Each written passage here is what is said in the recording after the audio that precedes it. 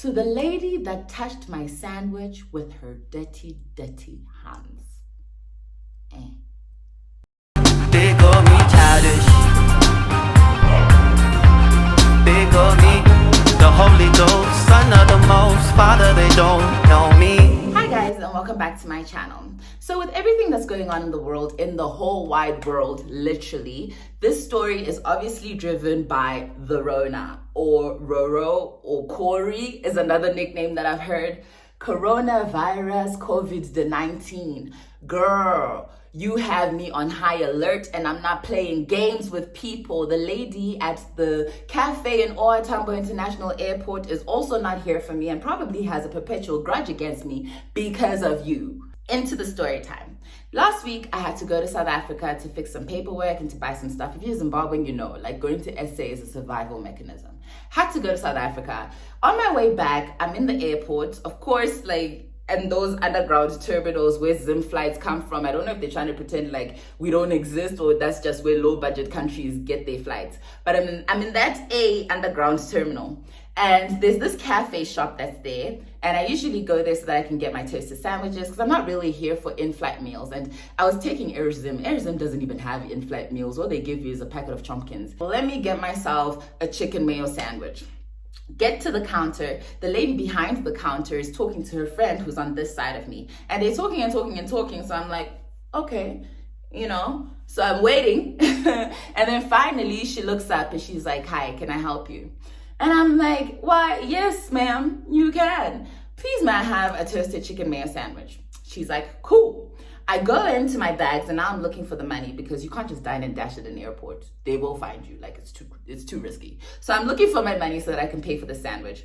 By the time I look up, she's already got the sandwich in the toaster. I'm like, damn, efficient. You know, that's the kind of thing we like. Thank you, ma'am.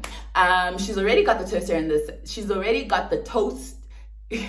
She's already got the toaster in the sandwich. Wow. She's already got the sandwich in the toaster. So I hand her the money and then she proceeds to take the money from me, obviously, press the buttons on her tiller item. Suddenly I don't know what words are, you know. She presses the button on her till thing, opens it, puts the money inside, touches the other money in there, closes it, and now we're just waiting for the sandwich to be toasted. You know, we're waiting for the ding. And she continues talking to her friend. At some point, she gets up and she's like, no, I need to go close this valve at the back there. So in the corridor somewhere, it's still within eye shot, still. So we can see this. Within eye shot in the corridor, she goes and then she turns off this valve. I want to say a gas valve or a water valve or something. She turns it off, goes to the cupboard next to her, and then she's looking for something, comes back, sits down, and then now she's talking to her friend again because we're waiting for the toaster to ding. The toaster dings. And I'm like, you know, chicken mayo, top 2 sandwiches, not 2. It's about to be lit. And with her dirty hands, her dirty, unprotected, unlubricated, mind you, there's hand sanitizer everywhere. With her dirty hands, she goes and she touches my sandwich. I'm like, no.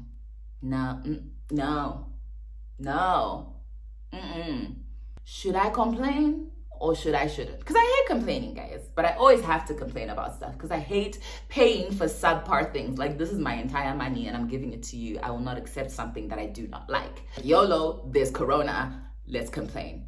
I'm like, can you make me another sandwich, please? Yeah. And she's like, why?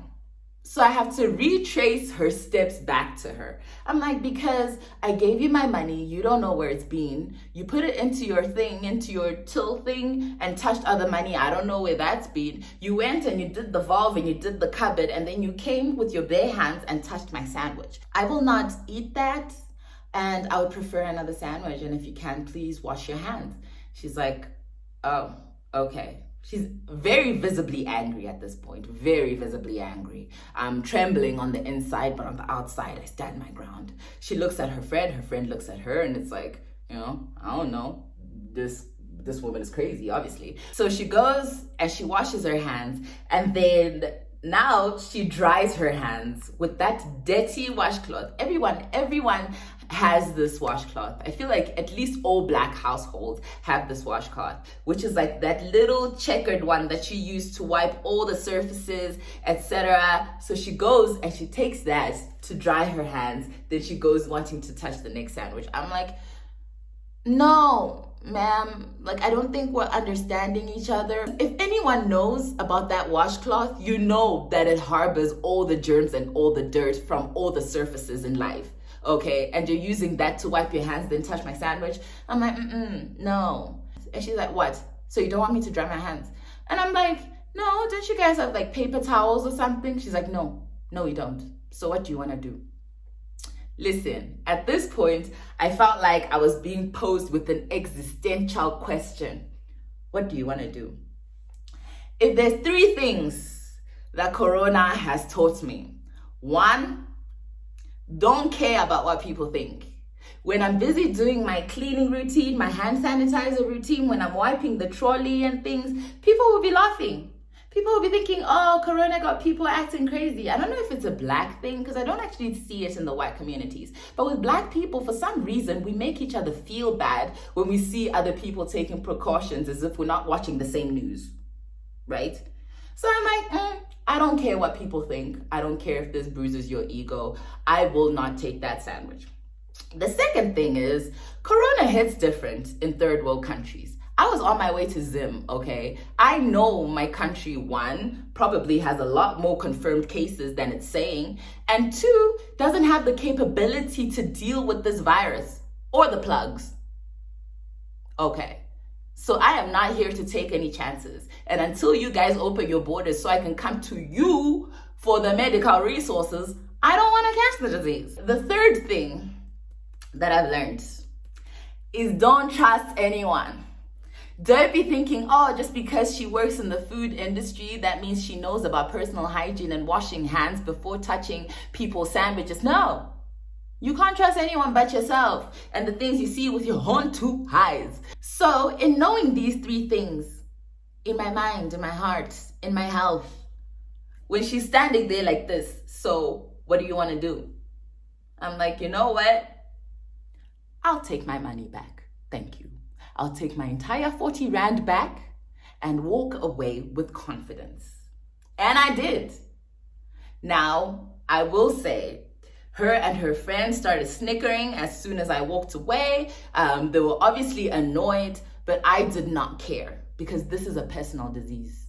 I will be the one that goes home with Corona because I didn't want to upset Nonhlanhla in the airport. That's what we're not doing. That's what we're not gonna do. Corona has taught me many things, and doing things for other people is not the one. In the comments below, please tell me, like, what are some things that this pandemic has taught you? Because for me, it's taught me not to care about people, that my country does not have any health resources whatsoever, and thirdly, that you shouldn't trust people with your health. Like, it's between you and you. So I'm not taking chances, and I hope you aren't either, and you're staying at home. This is me coming to you on the umpteenth day of quarantine. We chillin'. They call me childish. They call me the Holy Ghost, Son of the Most Father. They don't know me.